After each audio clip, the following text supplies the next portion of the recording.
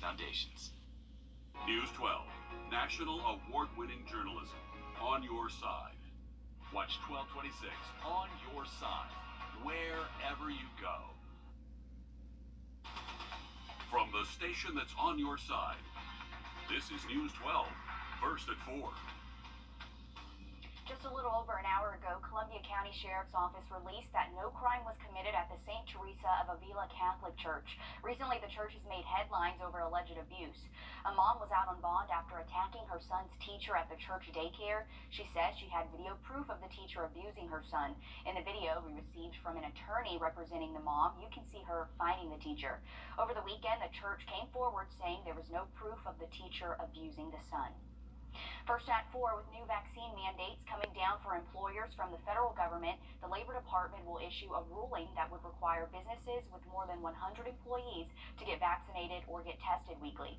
South Carolina and Georgia governors are threatening lawsuits against President Biden's administration. Some of the places that could be requiring to have all of their employees vaccinated are Doctors Hospital, AU Health, University Hospital, Georgia Power and Plant Vogtle, and Georgia Pacific, along with many others like Target, Walmart, and Amazon. Many people may be wondering if this is allowed at all. Celeste Springer is live for us with the legal questions to the vaccine mandates. Celeste? Well, we've gone over it before. Employers can absolutely require their employees to get vaccinated, but it is, of course, a fair question. Can the government require employers to make sure their employees get the shot? So I went straight to a local constitutional lawyer to get answers. So Governor Brian Kemp has already said he intends to pursue every legal option to prevent this mandate from going into effect. If it does go to court, we do have some legal precedent to refer back to. One, a case from 1905, Jacobson v. Massachusetts, which sided with the state to require smallpox vaccinations. Secondly, the OSH Act of 1970, which requires employers to maintain safe work environments. The Section A section of the act says the Secretary of Labor may enforce temporary emergency acts to protect employees from dangerous substances or agents. I don't see a great difference between the mandate requirement and other safety measures that the federal government has imposed in the workplace. In fact, the need for protection against this virus is far more compelling than the risk you might drop something heavy on your foot if you don't have steel-toed boots. And coming up at 6 o'clock, I'm working on a story about if a lawsuit is filed, where it could possibly go from here. Thanks so much, Celeste, for that live update. More news ahead, but first let's get a live look over I-20 on this beautiful Monday. Riley, today's great, and this weekend was just as nice. I know, it's beautiful weather out there the past several days. We've been enjoying a lot of sunshine, lower humidity. Our temperatures haven't been too bad either. We are staying below 90 degrees in Aiken at the moment. 88 degrees right now on the thermometer. Dew point's not too bad, but starting to feel a little bit more humid than what they were over the weekend, and those will continue to rise as we head over the next couple of days.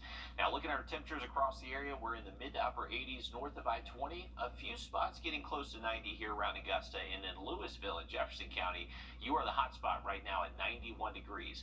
As we continue into this evening, we're actually expecting fairly nice weather. So if you have any plans to be outdoors all the way up until sunset into the overnight, looking dry for us with a good bit of sunshine out there. Not too many clouds to deal with for the rest of this evening.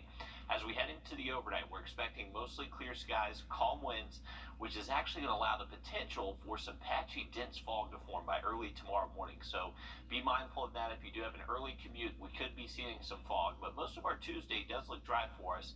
The higher rain chance is going to start heading our way by Wednesday. We'll have a look at that in the full forecast in just about 10 minutes. Today, the son of Julian Lewis, who was killed by a Georgia State trooper, is announcing a 60-mile march. The March for Justice is being created to call attention to the lack of charges for the officer who killed his father during a traffic stop last year. On behalf of Brooke Bacon, who is determined to not let this case be swept under the historical rug, to not allow this runaway grand jury to be the end of the narrative, and to keep pushing for justice. The march starts this Thursday in Sylvania. Colleges around Georgia are protesting over COVID-19 policies. Today, faculty members joined in. More than 16 campuses were protesting the University System of Georgia to put a mask mandate in place. Right now, the university system is not allowing universities to make their own COVID policies, so faculty have decided they want to stand up and make their voices heard about the lack of COVID safety policies. But organizers stress that this is not a walkout or a strike, and they won't interrupt classes. Emergency officials are still working to figure out why an explosion happened at a Georgia apartment complex. 4 people were injured in the explosion at Dunwoody Community on Saturday afternoon. There were at least 75 firefighters who responded to the scene. Investigators said at least 3 apartments were destroyed in the blast and caused a partial collapse to another building. Now crews are working to make sure other buildings are safe and looking into the cause. I heard the loudest scream I think I've ever heard somebody scream. Like as if, so we didn't know if it was like a bomb related or if it was like somebody crashed their car into the apartment, because it was crazy, man. We sitting in bed and the whole thing was shook, man. It's crazy, Doc. For now, DeKalb County Fire and Rescue officials believe the explosion was caused by a gas line issue, but they're not sure just yet. A California man is in custody today after being found with multiple weapons near the Democratic National Committee headquarters in Washington, D.C. Capitol Police say the 44-year-old had several knives in his truck, including a machete, which is illegal there. The car also had a swastika and other white supremacist symbols painted on it. Officers on patrol noticed the truck around midnight. The U.S. Capitol Police have completed their internal investigation related to the January 6th attack. Now they're recommending that 6 officers be disciplined for their actions during that day. The names have not been released. Those actions range from improper remarks, failure to comply, and not behaving like a Capitol Police officer. A 7th case is still pending. As the crisis in Afghanistan continues, the United Nations is launching an aid conference to raise money for the country. The conference today in Geneva is to raise more than $600 million for emergency humanitarian needs in Afghanistan. So far, $20 million has been approved. About half of the country's population is thought to be in need, and this humanitarian crisis has only been worsening by severe drought, the COVID pandemic, and the Taliban's recent takeover. Even before the dramatic events of last week's, Afghans were experiencing one of the worst humanitarian crises in the world. Today, 1 in 3 Afghans do not know where their next meal will come from. The world has been watching the Taliban establish their new government, but people have been having trouble getting access to food under their new rule. Tropical storm Nicholas is moving along the Gulf Coast of Texas. It's expected to stay off the coast today, but will make landfall tonight as a possible Category 1 hurricane. State officials are worried about the possible flooding along Texas's coastal region, but the state's governor says he's confident and has been preparing ahead of time for this storm. The state of Texas began preparing for this days ago, making sure that we were mobilizing all the supplies and support and resources that were needed by all the different local officials in all the various regions. Tropical storm Nicholas will be hitting areas in southern Louisiana that are still recovering from Hurricane Ida damage.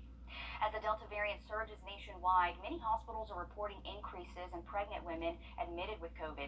Doctors are urging pregnant moms to get vaccinated. Tara Molina introduces us to a new mom who wants to get the word out after spending 2 months in the hospital. Hi, big boy. Contrice Anadumaka is enjoying every moment with her son CJ. After contracting COVID-19 at 6.5 months pregnant, she ended up in the ICU. What was going through my mind was, I pray to God that my husband and my mom can raise my son, because I don't think I'm going to make it out of here. Contrice had not been vaccinated. I wanted to get the vaccine, but I wanted to see how it panned out a little bit more. Nearly 76% of adults have received at least 1 dose of the COVID-19 vaccine, but only 25% of pregnant people. The CDC and other major medical groups have strengthened recommendations that pregnant people get vaccinated. Pregnant people compared to non-pregnant people have an increased risk when they get SARS-CoV-2 infection of hospitalization, ICU admission, the need for mechanical ventilation, and they have a higher risk of dying. Northwestern University's Dr. Emily Miller says recommendations were originally not stronger because pregnant patients were excluded from clinical trials. Scientists around the country have been working tirelessly to fill those gaps, and we're at a point where the medical community really feel like we have the sufficient data to say that this is safe and that we recommend it. Studies show vaccinated pregnant people can transfer antibodies to their newborns. Catrice remained in the hospital to get oxygen support until CJ arrived, but was able to get her first shot before he was born. I wanted him to have as much protection as possible. CJ was almost a month early and is thriving. I always said, if I make it out of here, I'm going to share my story. Because people need to know that this thing is serious. She hopes others get the message that getting vaccinated can keep families safe. Tara Molina, CBS News, Chicago. And he's so cute. Congrats to her. An analysis of CDC data did not find an increased risk of miscarriage among nearly 2,500 pregnant women who were vaccinated before 20 weeks. Next week, the booster COVID shots will begin to roll out, but not everyone is on board with getting a booster so soon. 2 FDA leaders are stepping down in the coming weeks, as well as other international scientists who disagree with the booster rollout. Those FDA leaders are not happy with the White House's push for the vaccine rollout to begin next week.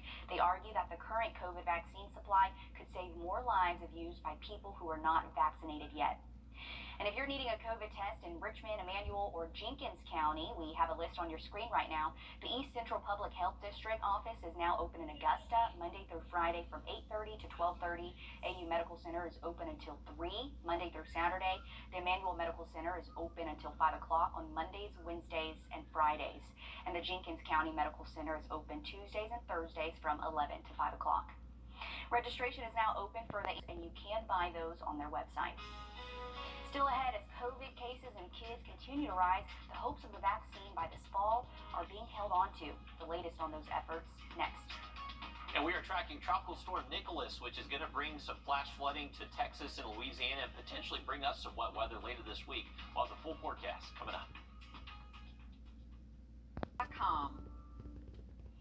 President Biden has declared a major disaster in California as wildfires continue to burn across the state. Today, Biden will visit some of the damage out in Sacramento. This comes as many people are finally able to return to their homes after the Caldor fire burned through. A layer of ash covers the ground where homes once stood, and homeowners are still working to assess the damage and rebuild. It was a little bit of emotional, but for the most part, I kind of knew what I was coming here to see. So sad to see that damage in that video. And Riley, so many people still affected by these fires burning out in the west, and here at home we're seeing some of those effects. Absolutely, Zaina. We are dealing with smoke again this afternoon. This has made for some fairly pretty sunrises and sunsets, and it's made the moon look a pretty cool color with the smoke in the sky. And it is over the two-state again this afternoon. Now, as far as impacts go, we're not seeing a lot of this get down to the surface level, so it's not really impacting our air quality all too much. But if you have been outside today, you may have noticed the sky just kind of has that brownish orange tint to it. So you can see it kind of low in the horizon here from our Grovetown cam. That is the wildfire smoke. To just give you a scale on how big those wildfires actually are. Smoke all the way from the west coast has made it to the east coast here where we are. 88 degrees right now this afternoon. Temperatures are below 90 at the moment, and they should stay shy of 90 for the rest of today. We are keeping a close eye on Tropical Storm Nicholas. This is looking better and better on satellite imagery, but radar view of it showing that it's really struggling to kind of form and maintain a low-level circulation. So we're seeing some pretty decent rain on the northern and western side of the center. Nicholas is a tropical storm mech, sustained winds up to 60 miles per hour. It's moving north at about 12 miles per hour, but that speed should start to slow down as it does move inland late tonight into early Tuesday. You can just see the flash flood risk that's going to continue across the Texas and Louisiana coastline. They could see as much as a foot of rain in some places, but widespread totals of 6 to 10 inches along the Texas and Louisiana coast. As we head into tonight and early tomorrow, we'll likely see Nicholas move onshore, make landfall, and then it is going to start weakening fairly rapidly. Even though it is going to be a much weaker system, we'll most likely just see the remnants of this storm's name is, Mikkel, help me out. Nicholas, why can't I just blanked on that? Nicholas. All right, Nicholas is most likely just going to see the remnants of Nicholas heading into the middle of this week. So our rain chances do start to go up by Wednesday, stick around Thursday, Friday, even into the weekend as well. So we've enjoyed some really nice weather the past several days this weekend. Our Tuesday does look mostly dry. Not expecting much rain in the forecast till we get to Wednesday, and then unfortunately even into the weekend, those rain chances do stay elevated for us. Our current temperatures right now at the moment are in the mid to upper 80s. 91 is the hot spot currently in Louisville there in Jefferson County, and here around the metro, 89 in Martinez, 89 Grovetown, so there are a few hot spots out there. Our low temperatures tonight don't look quite as cool. We should stay away from the 50s. Most of us waking up into the mid-60s by tomorrow morning. And if you are going to be up early tomorrow morning, remember there is going to be the risk for some dense fog across the area between 6 and 8 a.m. So just to watch out for that. Temperatures will be warming up back into the low 90s by tomorrow afternoon, and your Tuesday does look dry. It's really going to have to wait out until Wednesday later into the week. Those rain chances do look better. But here's your high temperatures tomorrow. Seasonal for this time of year, if not maybe a degree or two warmer than average. As we head into our Wednesday, Thursday, Friday, those temperatures do start to back off a tad, at least with high temperatures, but that's just going to be thanks to an abundance of clouds. So I'm expecting more clouds than sun Wednesday through Friday. Rain chances looking pretty decent as well, and definitely feeling more humidity over the next several days. Thanks so much, Riley. Week after week, more kids are getting COVID-19, but leading health experts say there could be a light at the end of the tunnel. Britt Conway has the latest on the push to get a vaccine authorized for kids 5 to 11. We're seeing infections throughout every age group. You don't want to go through this. You don't. Infants and very young children, school-age children, and unvaccinated teenagers. Medical experts say early diagnosis is crucial. Better yet, prevention. Use masking and other measures to keep our children safe and reassure parents that help is on the way. Help in the form of a vaccine. Former FDA Commissioner Dr. Scott Gottlieb is on Pfizer's board, and Dr. James Versalovic is helping run children's trials. You could potentially have a vaccine available to children aged 5 to 11 by Halloween. That is our goal, October.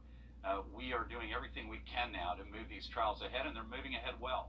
In the meantime, the FDA has made it clear parents need to wait on the formal authorization, saying, quote, children are not small adults, and the vaccine doses that are currently being studied in younger children are not necessarily the same vaccine doses that have been approved for other age groups. Right now, the FDA says clinical trials are still underway, but once the relevant portion is complete, it will work with the manufacturers to analyze the data. Then the manufacturer can submit for emergency use authorization. After that, the FDA will evaluate benefits and risks, a process they say could take just a matter of weeks. And in the face of Delta, every week, every day counts. I'm Britt Conway, reporting. And of course, their goal again is this fall, so of course we'll be following and keep you guys updated right now with that vaccine in children's 5 to 11. Coming up, at any age, you can save a life. That's what one 13-year-old proves during a house fire. How she jumped into action when we get back. Do you suffer? The Live by Camera Network is brought to you by Mountaineer Pest Services. At Davis Appliance and Furniture, you'll find the top brands at the lowest prices in town. With over 24,000 square feet of showroom floor, you'll find exactly what you're looking for. Bedroom suites, sofa sets, and appliances, we have them in stock. From our floor to your door, visit Davis Appliance and Furniture. Is your credit score getting in? Welcome to Davis Appliance and Furniture, where you can find the best deals in town. We have sectional starting at $5.99, and we offer financing and delivery to meet your needs. For the top brands at the lowest prices in town, visit us at Davis Appliance and Furniture. A 13-year-old is being credited with saving his 4 sisters from a house fire in Webster, Wisconsin. Jennifer Merrill meets the brother and his thankful family. The Omars searched through what's left of their home days after a fire tore through it with their 5 kids inside. Anything I can salvage, whether it's a baby hat from the hospital or a picture. Kelly and Jay ran out to grab dinner for the family. They had been gone about 10 minutes when the kids smelled smoke. And my sister just said it was really smoky, and we looked behind us and the playpen was on fire. The kids, ranging in age from 6 months to 13 years old, were on the first floor. Breyer, the oldest, acted quickly. My sisters, that was the first thing I thought of.